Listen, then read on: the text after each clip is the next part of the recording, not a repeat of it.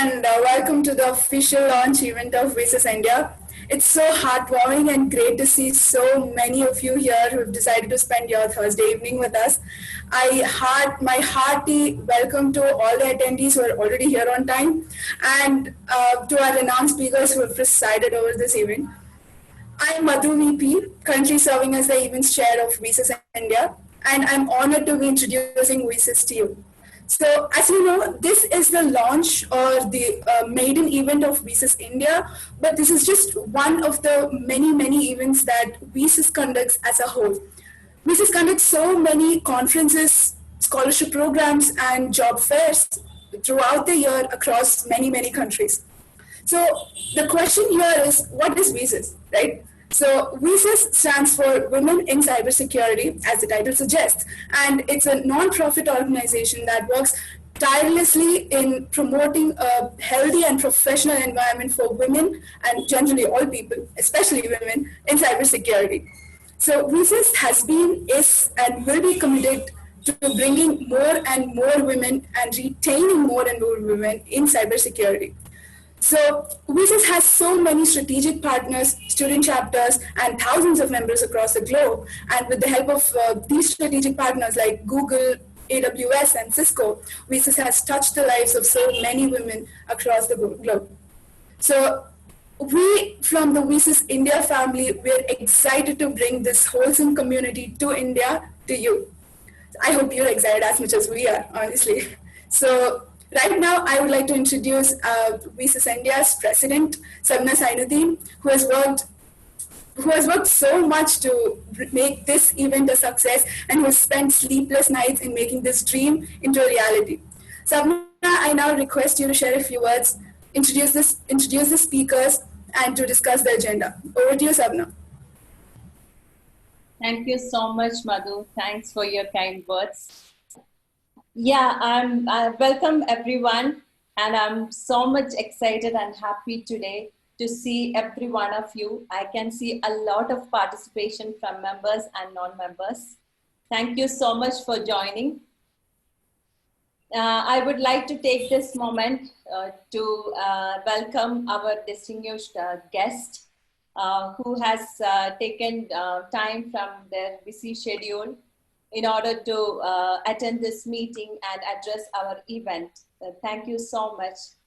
Lynn, our Executive Director from VISUS Global, and our keynote speaker, Satyavati Vivadri, and our special guest, Lieutenant General Dr. R.S. Panwar.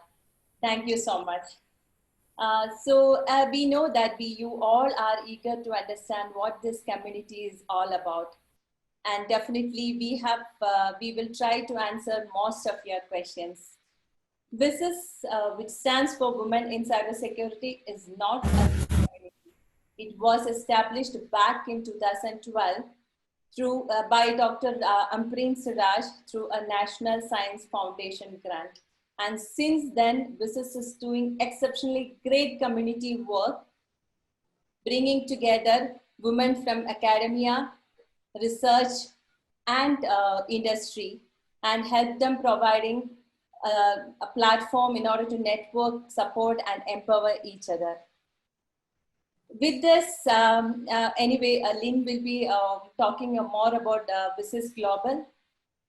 And we have more than, VISUS is already having more than 20 affiliates across US and Canada.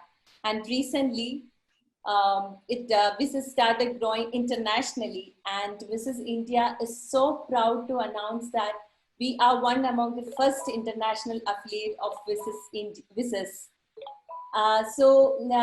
Anyway, Lynn will be talking more about the global community. Let me share a small story about VISUS India, how it started. So in every one of our life or career, we will come to a point where we realize in our inner potential to give back to community. And I was going through that phase last year, and I got a chance to know about VISUS community. And I was so fascinated by the work they were doing. And that's where when I started conversation with Lynn to start an affiliate in India. And I was fortunate even to meet Lynn. With Lynn's help, I reached out to many people in the industry to find out a best volunteer to drive this initiative. And that's where I got a chance to meet 5 other wonderful ladies who are now the pillars of Visit India. I would like to take this moment to introduce our board members. Our Vice President, Sushmita Nayak, our General Secretary, Lakshmi Nair, and our Treasurer and PR Chair, Preeti Bisikar, our Events Chair, who is our MC today as well, Madhu BP, and our Technical Chair, Jyoti Kachraka. And I'm so happy that to have you as our board members. So this is on a mission to bring more women into cybersecurity, and we definitely gonna have achieve this through a lot of initiatives like monthly mentoring sessions, career workshops, and more. So on top of that, we will be having a job fair, which will be organized immediately in the month of October to our strategic partner, Nike. And yes, so that's gonna be our first initiative. And we have seen that a lot of our new members are from 0 to 5 years of experience. And of course, they are looking for a starting career in cybersecurity. Yes, of course, we do care for them. And as of first initiative from Visit India, I am proud to announce that we are partnering with one of the most prestigious online training institute, MCSI, and we are gonna provide a free online internship program for all our WSIS members. So we will be sending out a Google form through the chat, and we all request to fill out the form if you want to enroll yourself. So that's about our first initial steps and initiatives. So if I want to talk more about Visit India, I can talk for hours. But since it's just 1 hour event, without much delay, I would like to introduce Lynn Dom, who is our Executive Director, without whom's help this could have not been possible. Lynn brings more than 20 years of experience into Visit's team, and she has long been committed to cybersecurity education for last 12 years and had held active roles in grant-funded programs and non-profit organizations that assist in providing security and cybersecurity education throughout the cybersec workforce. And she is very passionate about the need for diverse mindset, skill set, which will help us the problem which was never accepted. So I would now request Lynn to address our gathering. Hi, thank you everyone. Thank you for inviting me here today. My name is Lynn Dome, and as Sabna's kind introduction stated, and I am the Women in Cybersecurity Executive Director. We often go by our acronym WeSIS, as in We Sisters, because that's what we are. We're a sisterhood in cybersecurity. And I'm calling in from Chicago, Illinois. And it's 8:40 in the morning here. So it's such a great joy to be connected globally, to be a part of the beautiful community of India. And I thank the leadership of WeSIS India, Sabna, and all the leadership for not only launching WeSIS India and having that representation within your country, but also for having this opportunity for all of us to connect and collaborate and learn and grow together here today, and just learn more about the organization and all that WeSIS has to offer.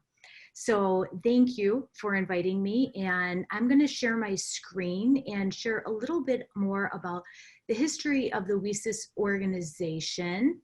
Let me just get back here to play from start. And then also, let me see here. Can you see my screen okay? Yes, Lynn. Yeah, Okay. I can see. All right, great.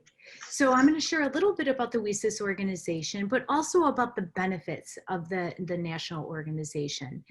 And so we know that there are two problems with building an effective cybersecurity workforce, and that's the pipeline and diversity. And so how do we shift that effectively with all the additional challenges that women currently face in the cybersecurity workforce? So WESIS was founded with the mission to help build a strong gender diverse cybersecurity workforce by facilitating the recruitment, the retention, and the advancement for women in the field. And as Sabna already mentioned, we started in 2012 with Dr. Siraj hosting a cybersecurity, wanting to host the Women in Cybersecurity Conference.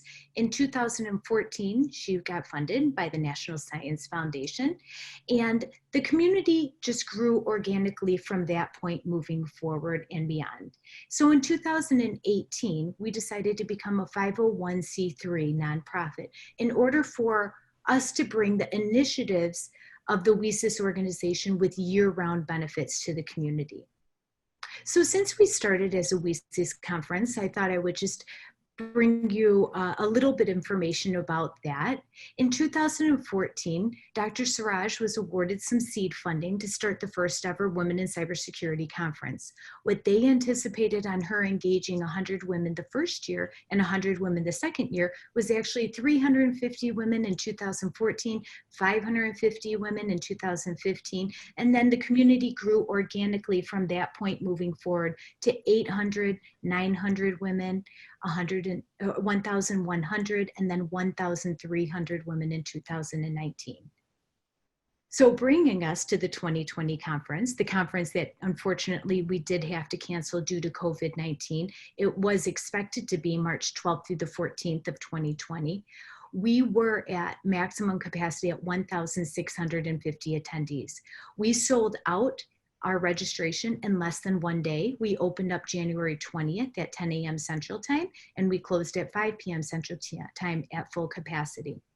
And we also had a tremendous amount of support, not only from volunteers, but from all these sponsors here that are listed. So in 7 years, the WESIS conference has received $3.5 million of industry support. We have had 6,400 attendees. We've issued over 3,000 student scholarships, 340 faculty grants, and 26 veteran fellowship awards. So not only are we a very large Women in Cybersecurity conference, but also regardless of gender, we are the largest cybersecurity conference that has equal representation of students and professionals. So we do control the growth of the conference. And how we're able to ensure that equal representation of students and professionals at the conference is that female cybersecurity students can't just register to attend the conference. They have to go through the scholarship application process. So for example, for the 2020 conference, we had 1,500 regular registrants. We had 150 recruiters that registered. So out of that, we were able to issue 750 student scholarships to come to the conference. And those scholarships for the students include shared lodging, their meals, and their registration. Due to additional funding from sponsors, we do also have travel support, and that is an additional scholarship application process. So back in 2018, in order to drive our initiatives and create year-round opportunities and events for the community to further advance in their cybersecurity careers, we became a 501c3 nonprofit. And these are just an example of our many different initiatives and our communities within the organization. And we thank that to our year-round partnerships, our founding partners, Cisco, Facebook, Palo Alto, and then all our strategic partners that are listed here. Without their support, this support is the foundation, and the support of the conference is the foundation of the WESIS organization.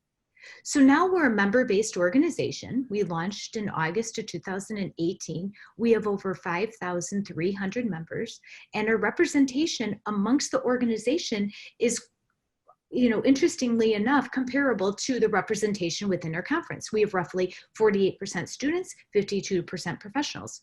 We have 107 student chapters across the US. include, and then across, globally in India, Nigeria, Costa Rica, and Canada, and then 28 professional affiliates and industry communities across 30 United States, and then Australia, Canada, India, and the UK. So our global representation is much newer to the organization, and we're really proud of the fact that India has launched and has done such a successful launch right now.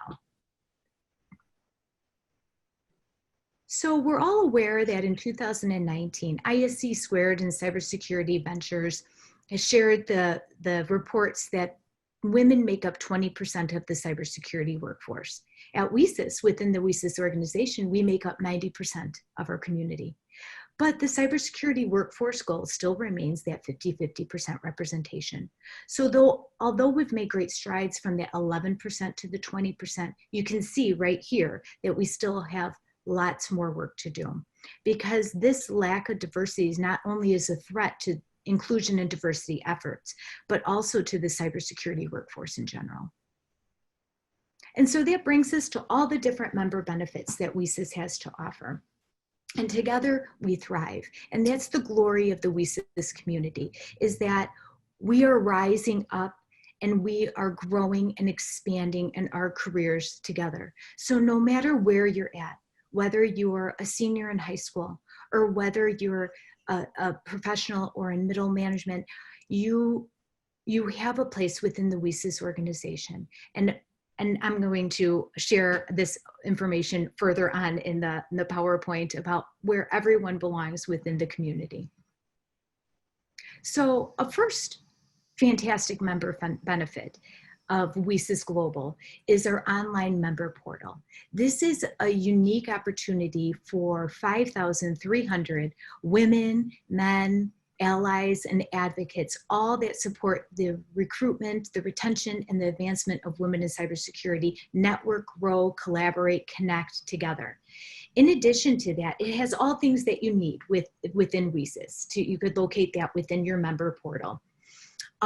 But also we have special interest groups. So you could join an existing group, an existing interest group within the member portal would be research in cybersecurity or neurodiversity in cybersecurity or career trainers or retraining in cybersecurity. So those are some examples of existing groups. But also we have the opportunity for you to start your own group. So if there's a special interest or niche within yourself that you want to learn or connect with those more within that, you could submit a form to start your own group within our community and then gather your people and continue that conversation. Also, since we started as a conference, of course, the conference remains a really important initiative of ours. So WSIS 2021 is March 25th through the 27th in Denver, Colorado. And right now we are planning an in-person and a hybrid, and we do know that we're shifting and flexing as the society is as well right now. So we are all set with many different opportunities in place for this March 25th to the 27th event. And right now we have our student scholarships, our faculty lodging grants, our veteran fellowship awards, and our BIPOC fellowship award applications are all open for WSIS 2020. We also have our call for participation. So if you're interested in participating in the WSIS 2021 conference, please go to WSIS.org under WSIS 2021, and it has all the information there available to you. Also, with the member benefits, we have virtual events. Our WSIS Virtual 20 was a huge success. We had over 1,200 attendees, over 70 sponsors, and our hashtag alone hit a 9 million reach.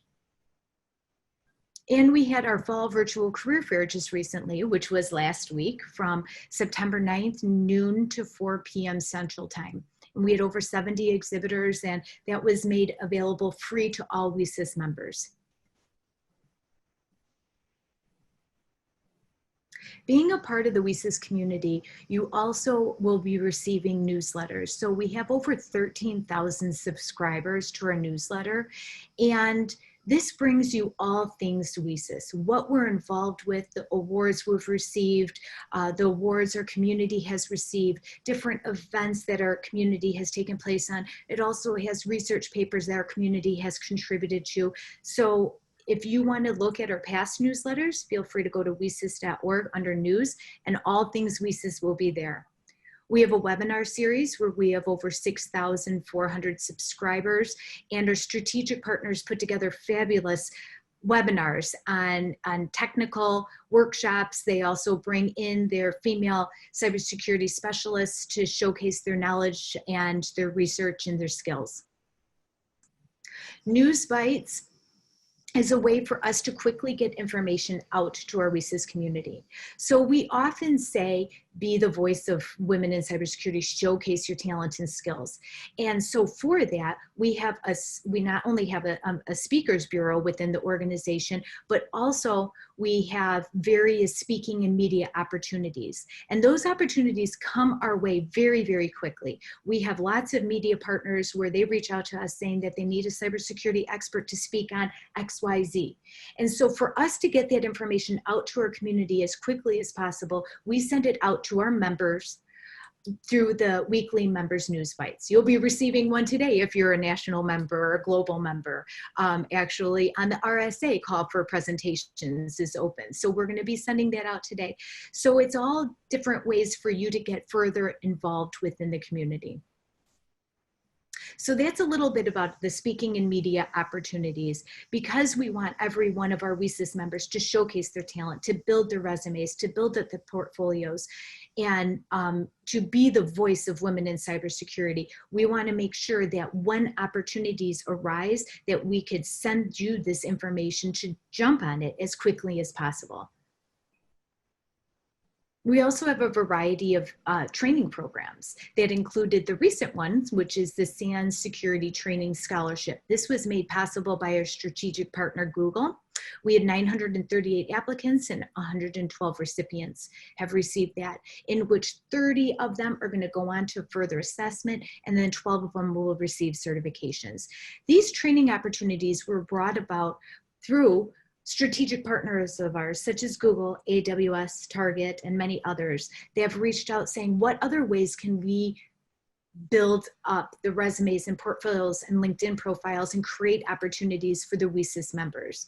And so we put together various training opportunities for them to develop and further develop their skill sets and create more ways for them, more for them to add to their resumes and further advance their skills. We partnered with our strategic partner, AWS, and created the AWS Jam and Learning Series. We just finished that last week, actually. And so be on the lookout for more AWS Jams and more Google Security Training Scholarships for 2021, because this was a great success. We had the beginner, intermediate, and advanced Jam.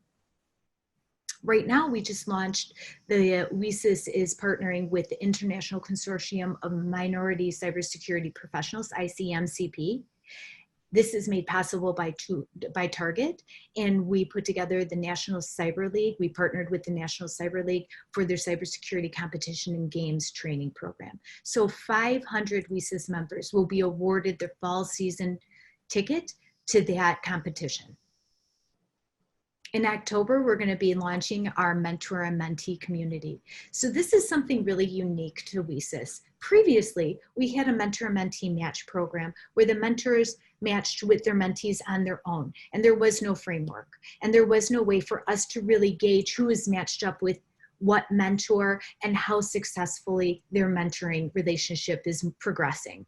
And so now the mentor match is where we're going to have an application open up in October. We would encourage and love all of you to either sign up to be a mentor or a mentee or both.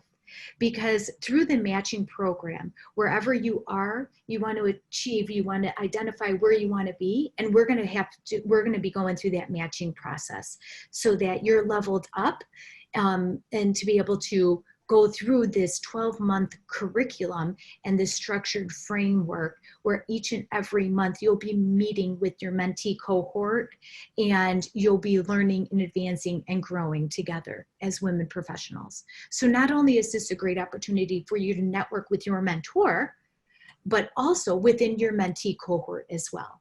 As you all advance and move on into your careers, we anticipate those relationships to really stay close and tight-knit as well. We have 107 student chapters and 28 professional affiliates and industry communities. And as you can see, there's WSIS India right there.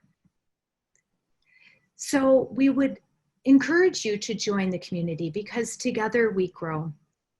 We're not alone in this journey. We're all in this together.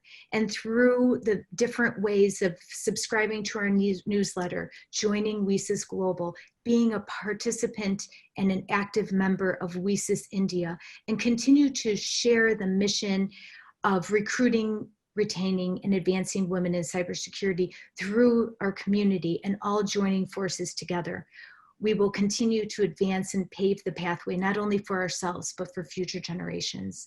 So I encourage everyone to connect with us on our Facebook group, follow us on Twitter. We're also on Instagram and on LinkedIn, and to always be aware of all things WSIS. So I thank you for having me today. And I will go ahead and hand it back over to Madhu. Thank you, Lynn. That was very informative and a lot of information. So I guess everybody will be having a lot of questions. So each question is important to us. Please enter your questions in the chat box below and we will get to it at the end. And right now, there would be a poll popping up on your screen. All the attendees, this is an announcement to all the attendees. There will be a poll popping up on your screen and that will be there for 30 seconds. So I request full participation for that. Thank you. So now we move on to the next part of our event, which is our next speaker. This is actually our keynote speaker and her name is Satyavati Divadri and she's a keynote speaker for a reason. Satyavati Divadri is working as Chief Cybersecurity Architect at Micro Focus. She is also the chairman of CSA Bangalore chapter and a global advisory board member of CTIA in EC Council. Satyavati has over 22 years of experience in banking, telecom, and media industries. She's a cross-functional enterprise architect at cloud, network, and data security, identity governance, and administration. She's a noted speaker nationally and internationally, a respected mentor and recipient of so many prestigious awards, like, for example, Top 20 Indian Women Influencers in Security 2020 by Security India, and CISO Top 100 by CISO Platform, and many, many more. Put your hands together, virtually, of course, for Satyavati Divadri. Over to you, ma'am. Madhu, thank you very much for the kind words. Every time somebody reads it, I believe it's actually they're reading about somebody else. Yeah. Okay, thank you very much. Thanks for having me here, and I'm very glad to know that WSIS is doing so many things. I'm happy to be a sister among the WSIS. Right. So coming to the points today, I know you have called me as a keynote speaker for something, right? You want to learn something or you want to hear some shared experience we can gather and we can assimilate among ourselves. Right. So I'll start with first point, which is actually why this many women's programs, right? Do we need so many forums for women? Do we need WSIS? Do we need something else for women? And my son asked me, why so many programs for women? Where are the programs for men? You know, see, sir is also smiling. So the reason why I think is shown in very well in that diagram you showed me with that percentage of people, right? Percentage of people in the organization is around 20%, right? 20% women across, which means if you are landing in a room size of 100, you will have 20 women approximately if you are at the junior professional level. Thinking about the leadership level, it goes all the way to 8% to 5%. You hardly have any women around. You are the one person there. So it is important to send more and more women to there so that we have more people to occupy the board seats. right? That is something which we are all trying to do. The campaign, as I say, the people in minority go in groups, right? Because we need some kind of surveillance and some kind of confidence that comes when we have this kind of strong groups. And appreciate all the work VCC is doing. So with that, I go into a couple of topics our group have put into. The first part is about a career. Right? So you might have already heard about this, but I'm just speaking it anyway. So there are around 35 million jobs open for cybersecurity. And as I just said, women are just 20% of it, right? Think about that. What number of opportunities all the women has there. So there are a lot of opportunities out there to take, right? So the next question comes, okay, I understand there are so many positions, then how do I reach there? What do I need to do, right? Point one, choose a right career, right? People understand, I just speak about the people with 0 to 1 year experience or they are in colleges. They do not have any idea except for ethical hacking and penetration testing, right? So they believe that is what is cybersecurity. For those group, I just want to tell you, there are other professions too. There is something called risk and governance. There is something called access management. There is something called policy management. There is something called data privacy. So the options grew like anything. So you need to think beyond that, think about a holistic view of where you want to be. And I'll just start with the career map, how you can move from analyst to the CISO. Right? The initial positions, what you land up into are cybersecurity analysts. So these are generally, you will find in security operations centers, or you will be becoming an analyst in organizations where you are doing penetration testing, ethical hacking, etc. And the other line is cybersecurity engineering, which means you are actually part of a product company or a security product company or any general product company and designing the security controls within it, right? That is a profession called cybersecurity engineers. And then there is another one called cybersecurity auditor. So you will become an auditor and do the audit and analyze and give some kind of observations. And the other line is actually let's think about these three as a starting points, right? And then next level or mid-level comes in where you choose where you want to be. Do you want to be an individual person, functionally specific in cybersecurity? You do not want to take a managerial role, then you can choose to become an architect, or you can choose to become a senior engineer or expert or a specialist in that particular line, right? So it's not necessary that you need to become a manager after 5 years of experience. So that's your choice. Be aware that sometimes even the leaders get less salaries than the subject matter experts, right? So do not worry about choosing to be a specialist in particular area. If you like to, just continue that way.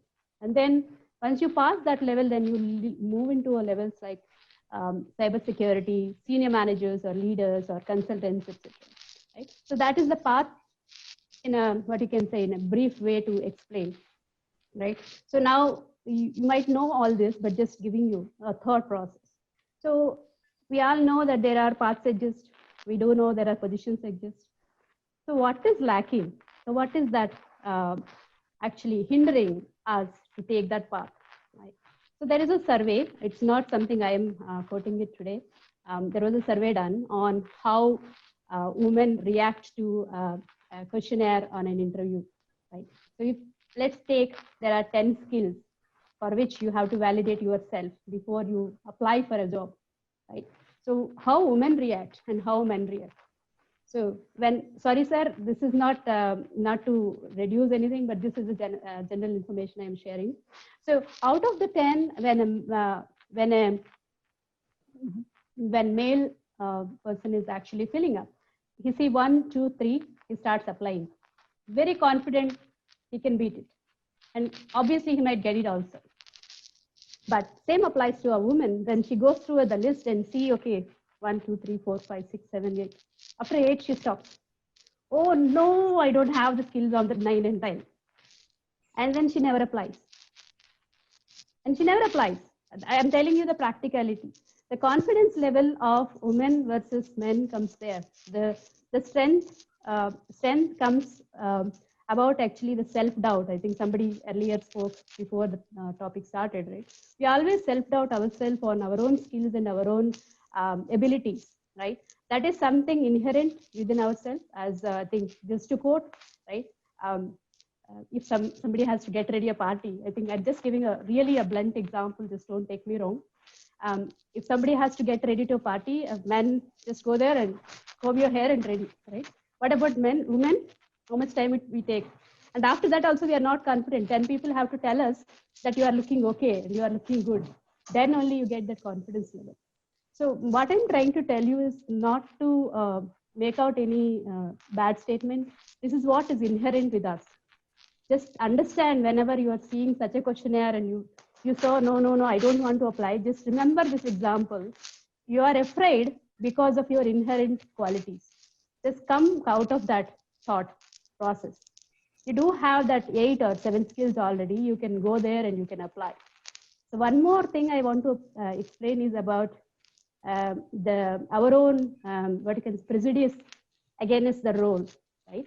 So when you see a role which is actually a little senior, it could be a senior engineer or it could be a manager. So immediately before applying, multiple questions comes into our mind.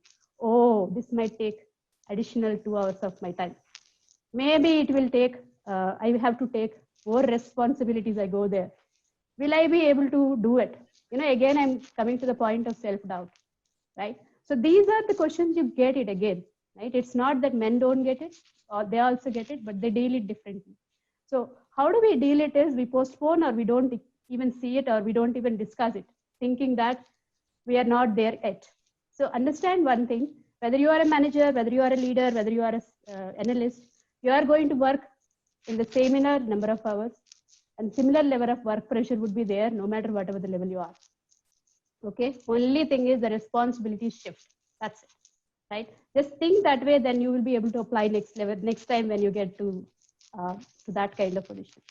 And third one, I get the question on, you know what, I do not have certification on this. I do not have experience on that. That's why I am not applying. To me, certification is a tick in the box, right? It is good. If you have certification, good, your application passes faster, but that doesn't mean that you shouldn't apply. If you have relevant experience and you can prove that your knowledge is matching, you should apply, right? And second, you have a certification, but you do not have experience, still you can apply, thinking that, I do have this certification and given a chance, I can apply, right? So why I'm speaking about this is many times I've observed that people do not apply itself, right? Number of applications we see when a job is posted are less because of this kind of thoughts going into our community, right? Just break that. And one more point I want to tell is, it is nothing about the application or number of positions or number of skills you have or certifications, etc. What is that stopping you, or what is stopping a person who is applying is actually your own feeling you made on yourself, thinking that, oh no, I can't reach anymore, right? It's your own feeling. Once you break that ceiling by yourself, then sky is the limit. You can reach anywhere. You can be a leader, you can be a subject matter expert, you can be a distinguished engineer, you can be what you want to be, So that is what I want to share. And finally, the last one about the leadership, right? So how can you lead, right? This is one thing which comes to a point, right?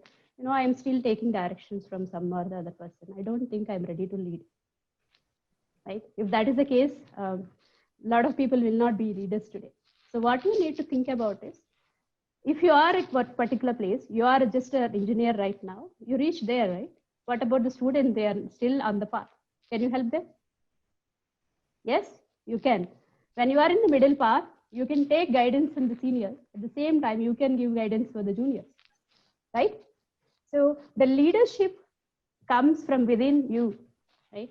When you take a leadership position, it is not that you are actually leading or you are teaching somebody or coaching somebody. Actually speaking, leadership is a self-learning by itself.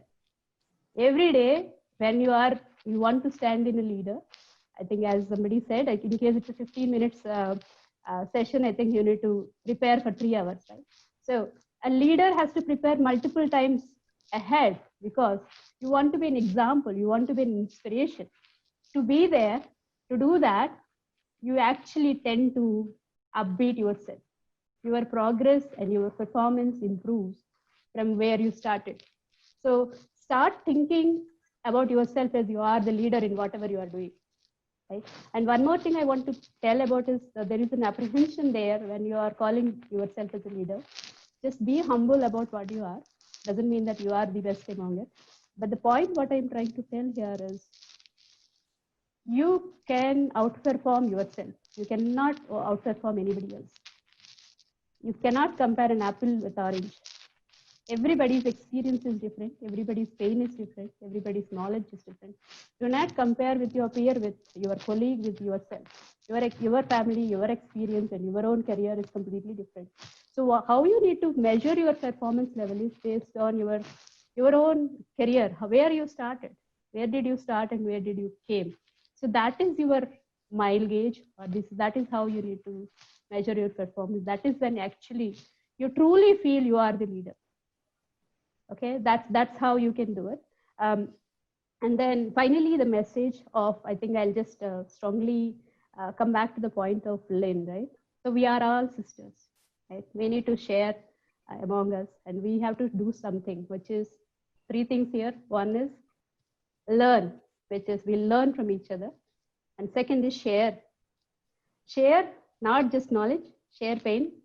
It's important to have a place where you can actually blow your whistle and talk about it. Find a person where you can actually talk to, right? Just don't go into the corner and cry. It's okay to do that, but find a place or find a person to whom you can talk to and explain and discuss. Through that, you actually resolve multiple problems which are uncontrollable, or somebody might have already faced it. And this is the place where the mentorship part comes. I don't call it as a mentor as a point, but you find a person. That could be a friend or a colleague or your own husband or brother, sister, whoever it be, it might be. But find that place where you can be yourself, right? And that's how you can be there. That second part is sharing the pain, sharing the happiness, and sharing the knowledge, success. Just celebrate that. And third one is grow yourself and grow the people around you. Grow yourself is learn every day and you grow yourself. Not only that, try to help others and grow along with them. You will be really happy to see that happening. And more happiness comes when you see your own mentees come forward and say that I did this, I did that, right? So with these 3 thoughts of what about learn, share, and grow, I thank you everyone for giving me this opportunity. Happy to answer any questions you might have in the end. Thank you so much, Ms. Devatri. That was really inspiring for all of us here, especially the comparison between an apple and an orange and how they can never be compared. I think that was like an eye-opener for so many of us, including me. So, like from the beginning, we've been talking about how little women are represented and how it's an underrepresented community. I think it's time we honor the men of our community, and along those lines, how they have stood up for the representation for women, and they have stood with us instead of against us. So in that line comes our next speaker, Lieutenant General R.S. Panwar. So Lieutenant General Dr. R.S. Panwar has been superannuated after 40 years in the Corps of Signal, Indian Army in 2016. He has commanded a wide range of units and formation and has provided cyberspace operations and electronic warfare support in conventional as well as counterinsurgency conflict scenarios. In his last assignment as Commandant Military College of Telecommunication Engineering, he provided significant impetus to conceptual studies and training in technologies influencing 21st century warfare with special focus on cybersecurity and skill development. We are pleased to have you here with us, sir, and now I request you to share a few words with us. Over to you, sir. Thank you, Madhu, for the very nice introduction. I would also like to thank President WSIS India for inviting me for this talk. It's a real honor for me to be participating in this launch event. Now, I know I am the odd man out here, pun intended, I also happen to be from a different area, that is a defense background. And so the perspective which I am going to give you is going to be quite different from what you would normally be talking about in such conferences. Basically, a national security perspective on cybersecurity. As we know, today conflicts in cyberspace have attained strategic connotations. And cyberspace has to be defended just like territory in the physical realms, land, sea, and air. And so armed forces have a special role to play in the realm of cybersecurity and defense of national cyberspace. Also, given the changing nature of warfare, which I'll be touching upon a little bit during my talk, women warriors, especially cyber warriors, but women warriors in general, are on their way to become a potent force in the coming years. Now I'll elaborate on this aspect subsequently. Also, Ms. Deobati spoke a lot about confidence and leadership, etc. So let me make a point here. Having been in uniform for 40 years, as was just stated, I found that the women who are there in the armed forces have been performing outstandingly well. And I wish I could have the time to tell you the stories of grit of women performing in harsh conditions. There are women right now posted in Leh too, where all this conflict is going on. So if they can break the ceiling in a traditional male domain like the military services, I see no reason at all why they should be hesitant to take on leadership roles in cybersecurity in the civilian domain, and of course in the military domain also. And I also want to highlight one more point in this respect. I came across a research which I'm sure is supported elsewhere too. I think it was somewhere in the US university, that there is a unique combination, there's a right-left brain connection. So left brain logical, right brain intuitive. There's a very strong connection between the right and left brains in women per se. And so this unique combination of logical and intuitive abilities which women have make them specially suited in the cybersecurity domain. And there's an offensive element also to it. So in fact, you actually have an edge over men in certain ways in this domain. So I just wanted to make that point.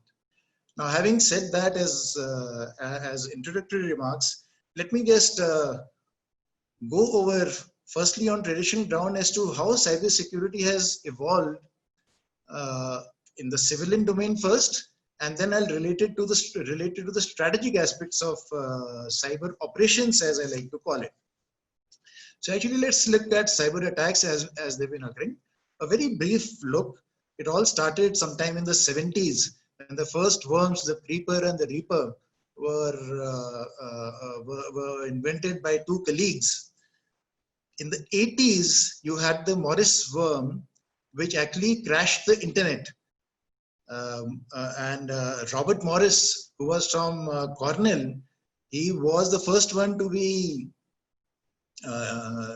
tried under cyber fraud, but went on to become an MIT professor. Then came the 90s, and in the 90s there was a rise of viruses, which led to the birth of the antivirus industry. And of course, encryption protocols came up in the 90s. Now it was in the 2000s that, really speaking, the cyber attacks in the cyberspace started building up. And so you had hacker groups coming up, like you all have heard of the Anonymous hacker group. And now the much more potent hacker groups like the Lazarus group of North Korea, which is attributed to the Sony attack, and the APT38 also out of Sony. Then you had massive credit card attacks also on the turn of the century. The Albert Gonzalez attack took down 45,000 credit cards, and he got 20 years in prison for that. And that initiated the need for sophisticated cybersecurity programs. By this time, the certs had also come up. Then you had massive data leaks. The Yahoo attacks compromised 3 billion account holders sometime in the mid 2005, 2006, 2013, 14, in fact. And then finally, you have a stage where you have ransomware, where WannaCry and NotPetya are the types of things which have affected hundreds of countries and billions of users, and they have many connotations. So this is been how cyber attacks in cyberspace have picked up really fast after the turn of the century, and especially in the last decade. Now, this is what you may have heard of in normal, in reportage, etc. What you may not have heard of are the state-on-state conflicts, which had strategic connotations. So let me throw some light on that. Really, you can classify, we look at cybersecurity more from a cyber crime point of view, but there are 5 types of cyber threats, the threat vectors which we can talk of. One is cyber crime. Then you have cyber hacktivism, what Anonymous does, which is progressing an ideology. You have cyber terrorism. You have cyber espionage, including industrial espionage. And then you have cyber war. Now that last category, cyber war, is to do with state-sponsored conflicts. Cyber terrorism would normally involve non-state actors. And cyber espionage, cyber terrorism, and cyber war, these 3 are likely to have strategic effects. So let me give you some examples of cyber, the state-on-state conflicts. I'll give you 4 or 5 examples. Most of them involve Russia, because Russia is today classified as an expert in this area of state-on-state, state-sponsored cyber conflicts. So the very first example of a state-on-state conflict was the attack by Russia on a cyber attack of Russia on Estonia in the year 2007, where because of certain war memorial being shifted by Estonia out of Tallinn, 15 days Estonia, which was very well integrated into e-governance, their entire e-governance architecture came to a halt for about 15 days. So that was the first known state-on-state cyber attack. Then you had a 4-year Russo-Georgia war in 2008, in which the cyber attacks were used for the first time in conjunction with other military operations. It was a military operation, but cyber domain was used in conjunction. Then you had in Ukraine in 2015, the first instance of an attack on critical infrastructure, where the electrical grid of Ukraine was brought down, and about, I think, 2 lakh population was affected by that. So the first cyber-physical attack was what is recorded here as a state-sponsored affair. And then, of course, there's a famous example of the Stuxnet worm, which destroyed the centrifuges of Iran. 21% centrifuges were destroyed, and it is attributed to a combined effort of US and Israel. And that brought down the Iranian nuclear program by about a couple of years. And then, of course, you have, we have Lindholm from the US here. We had the interference of Russia in the 2016 elections. And you would be, it may be news to some that the Cyber Command, I'll be talking about Cyber Command of the US, the Cyber Command of the US has been tasked to ensure that such interference don't take place this year, the elections which are just to be held. So these are some examples of state-on-state conflicts. Now, this brings me to the changing nature of warfare. So, the traditional war fighting between nation states used to be in the traditional domains of the land, sea and air, with the Army, Navy and Air Force fighting these battles. To that was added the 4th dimension, which is space. So space-based warfare, not really physical attacks from space, but space-based attacks, which involve some things. I'll not elaborate on that. And then you had this 5th dimension added, cyberspace. So now it's a multi-domain conflict which is being talked about for state-on-state conflicts. And cyberspace becomes the 5th domain or 5th dimension of warfare. Now, because of all the threat vectors changing to such an extent, the strategic effects are taking place. Major organizations were brought into place. The first to do so was the US itself. Its cyber command was raised in 2009 December, and it's been 10 years now, and took them a long time to fill up the billets. China came up with a strategic support force in end 2015, and one of the main charters of the strategic support force is cyber warfare, in addition to psychological warfare and information and electronic warfare, etc. So this is the direction in which the national strategic importance of cyberspace is proceeding. Now, when we talk of military operations and we talk of the changing nature of warfare, we talk in terms of revolutions in military affairs. So there have been several revolutions which have been, documented over the last few centuries. The last one being based on nuclear. All these have been triggered by technology. So the last one was from nuclear technology, the nuclear revolution which took place, revolution in military affairs, which changes the manner in which you fight battles. The ongoing revolution in military affairs, which is talked about these days, emerges from the information and communication technologies. And there are two operation concepts. One is network-centric warfare and one is information operations. So network-centric warfare, one can understand, we talk of digital India. So when your processes are being moved over or are being executed over the networks, the manner in which you do your things also changes. So just like it is changing in the civilian environment, in a similar manner, the decision-making processes and the battle control systems are using networks. So the moment you start using networks, you become vulnerable. And you become vulnerable to cyber threats. This is what happened to Estonia, because it was one of the most e-governed countries at that point in time, which India is now moving towards, and of course the world is moving towards e-governance.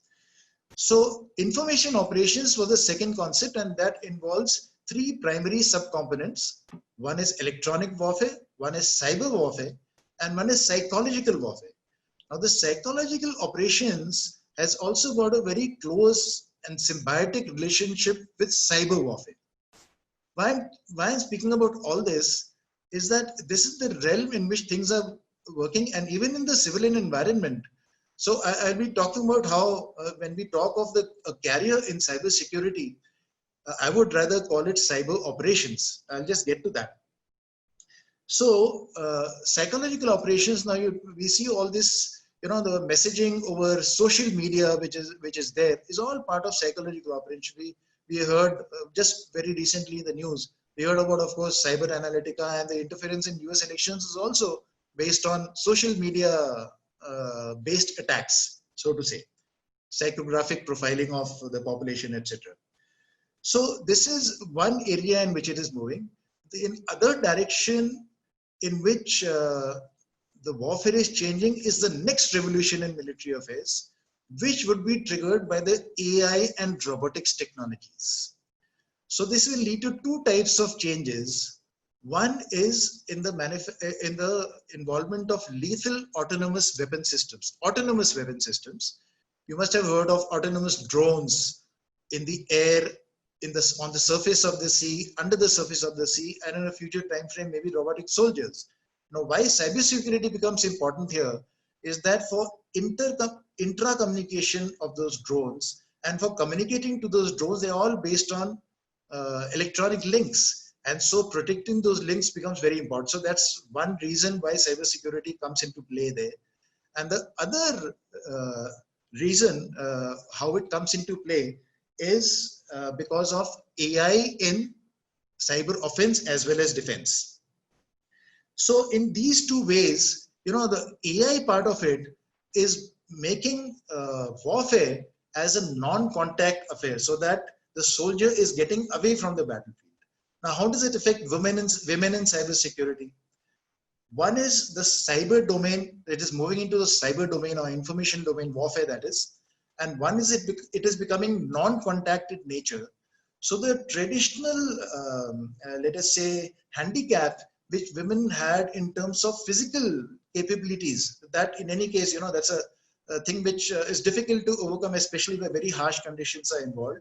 So the nature of warfare is changing. So the spectrum of opportunities for women in warfare, especially in the cyber domain, is increasing. Now, how do we, since the time is now, is a little limited, I'll talk just a couple of minutes on how the defense of national cyberspace. So when we look at our national cyberspace, we can divide our areas of protection into three. One is, of course, the defense information infrastructure, the defense networks per se. And then you have the critical information infrastructure, the national critical information infrastructure.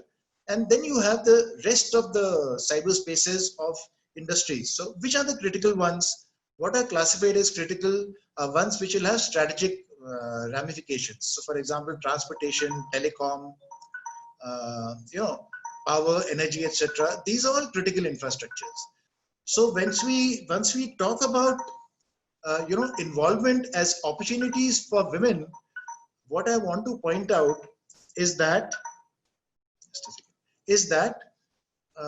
this is an area where one must think of offensive elements too, offensive cyber warfare as an area which is also open as an avenue, and within defense services also there are avenues open, and even in the civilian environment there's a national connotation to the whole thing, where defending our national cyberspace is another way in which we should look at this entire cybersecurity domain. So enough has been said about, I think Ms. Satyavati gave a very nice motivational lecture as to, one must analyze as to why it is only 20%, and one has to see as to why when at the graduate level, especially in India, the participation of women in IT and computer science field is 50%. I mean, that's the latest AICTE statistics. 50% at the graduation level. That means the education part is quite fine, but the coming into the cybersecurity industry, so good analysis was done by Ms. Satyavati, as you just heard. We must also, of course, like I said, if they can break the ceiling in an area like the armed forces, I am sure there is no reason for any lack of confidence in all types of cybersecurity domains. And that is the conviction which I have, and which I would like to say to all participants who are watching this seminar, and saying that there should be no reason at all for any lack of confidence as far as leadership, etc. is concerned, and especially in the domain of cybersecurity, where I said there are some special connotations of the female brain, the way it is wired, that it may be better wired for cybersecurity and cyber operations than even the males. I think with that, I'll come to the end of my talk, and wish you all the best for all your future ventures as far as WSIS India affiliate and WSIS in general is concerned. Over to you, Madhu. Thank you. Thank you so much, General, for the technical and statistical view about cybersecurity. So the chat box is already bursting with questions for all the speakers, and I'm pretty sure everybody would be very happy to answer every question, but we do not have that much time, so we're going to have to filter out the most relevant questions. So before we go to the Q&A session, all of you will have one more poll. Sorry, this is the last time we'll be troubling you. There'll be one more poll popping up on your chat screens, and I request once again a full participation from all the attendees. So once that is done, we can go on to the Q&A session. I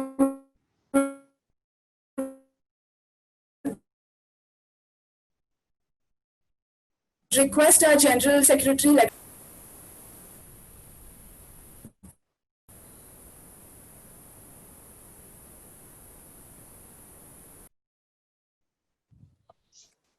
I think there is some issue at Madhu's side. So we are done with the poll. So we request Lakshmi, our General Secretary, to take up the Q&A with all the audience and speakers. Thank you, Preeti.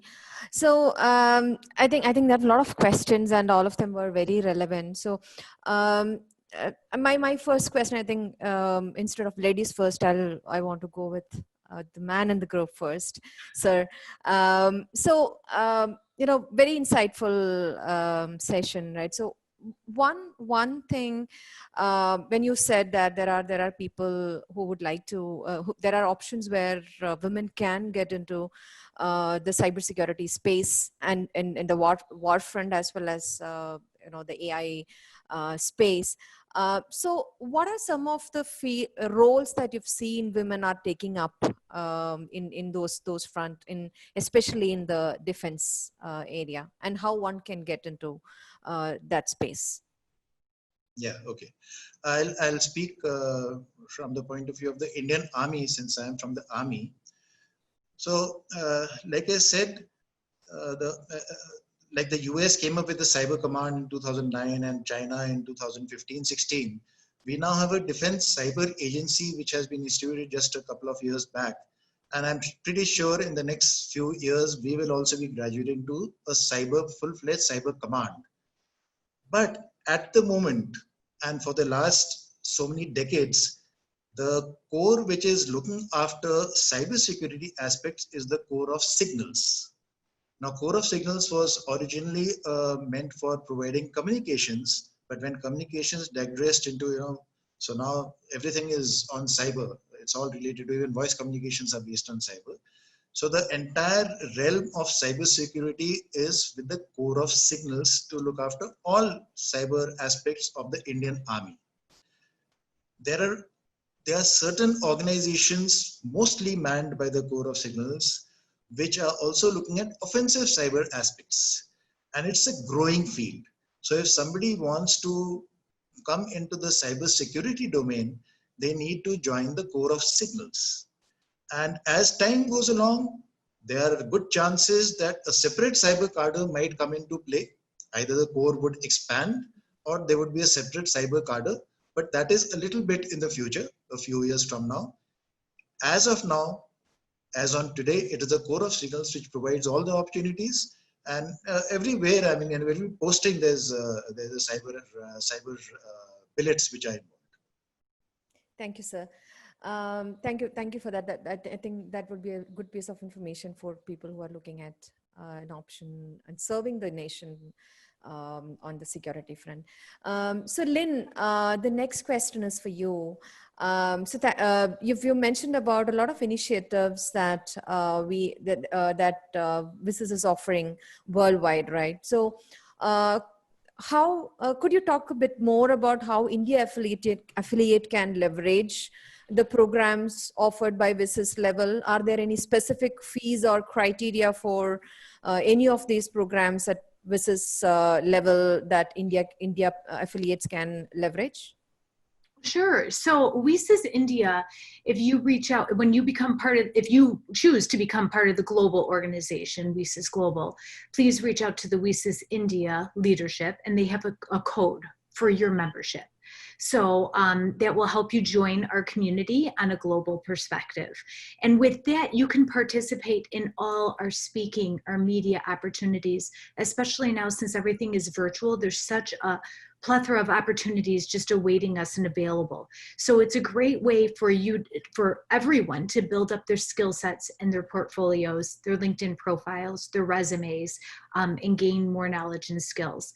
But when it comes to the mentoring and mentee, that is a great opportunity for everyone to get involved with, because that international reach and that international perspective of all of us to learn and grow together collectively is so critical for our community to be able to expand within the cybersecurity workforce. And so no matter where you're at in your career, we're all forever continuous learners. So myself, I will be signing up as a mentor, but myself as a mentee. And I will be sharing it from both perspectives. So as I continue to rise and advance in my career and my leadership skills, I will bring others up to rise into their skills as well.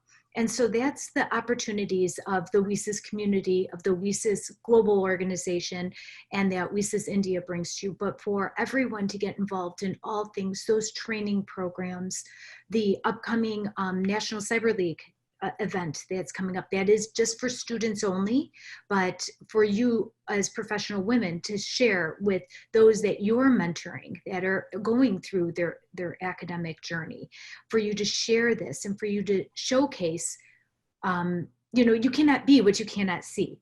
So in order to put yourself out there for others to be able to rise up and join forces together is really critical too. So not only to share and show who you are, but then also to let the next generation know these are the things that you should be participating to as well. And this is how you add it to your resume. And this is how you speak to your experiences. And that, I feel too, has also been a big gap, is speaking, gaining those opportunities, but how do you speak to those opportunities, those simulated competitions, CTF, gaming type of experience? How do you bring that to the table and be able to rise up because of those? So. Thank you, Lynn. That was very informative. So Satya, I know you have already answered a lot of questions on the chat. Thank you for that. So with the interest of time, let me move to the next leg of the event, and thanking all of you for being here. So it was a pleasure to have all of you today with us. And we thoroughly enjoyed the 1 hour that we spent today. Thank you for taking your time out and attending this event. So starting with Lieutenant General Dr. Panwar, thank you, sir, for being the first male ally support for us. That's the biggest thing that we can ever ask for, and it is an honor to have you with us. And more importantly, the way that you are articulated, how women can take up roles, how security space is changing, where everyone has a place in the warfare against cyber criminals. Thank you for that. That was a great piece of advice. And we look forward to be our mentor and advisor all throughout our journey. Thank you for your time. And Satya, what a wonderful session. And what I love the most was your last thing. Learn and share your gains and pains as sisters. We all, people say that women don't support each other. Women are the biggest enemies of women. And I truly believe that, people like you are the true examples for spreading the positivity around the space in the corporate world and outside. Thank you for that. And thank you for taking out our time and offering to be a mentor on our board. Thank you so much. We are honored to have you with us today, Satya. And Lynn, it was such an informative session about what we can offer as WSIS Global and how it can extend to the global reach of cybersecurity space. Thank you for being here and sharing your thoughts on that. And we look forward to have you in our future sessions as well. Thank you. And to all of you here, I would like to end with one quote from Sir Winston Churchill. This is not the end. This is in fact, even not the beginning of the end, but perhaps the end of the beginning. So looking forward to see you all in all our future events and continue to treasure the bond of sisterhood and cybersecurity. Thank you so much. And we are closing our first ever launch event and beginning a new journey for WSIS India affiliate. Thank you. Thank you. Thank you all. Thank you. Bye-bye. Yep. Have a nice evening. Bye. Nice meeting. Thank you. Bye-bye. Thank you. Thank you so much. This has been a great pleasure, a great start to my day. You all enjoy your evening. You too. Bye. Thank you all. Wonderful event. Appreciate all the coordination and the way you organized. I think it's highly professional. Appreciate all the work you have done. I know it might have taken a lots of nights and days to be here. And all the best. And wish you a great future. Thank you so much. Thank you so much. The pleasure is ours. been a Thank unique you, Subhash. experience in every way. Thank you, sir. Thank you, sir. Subhash.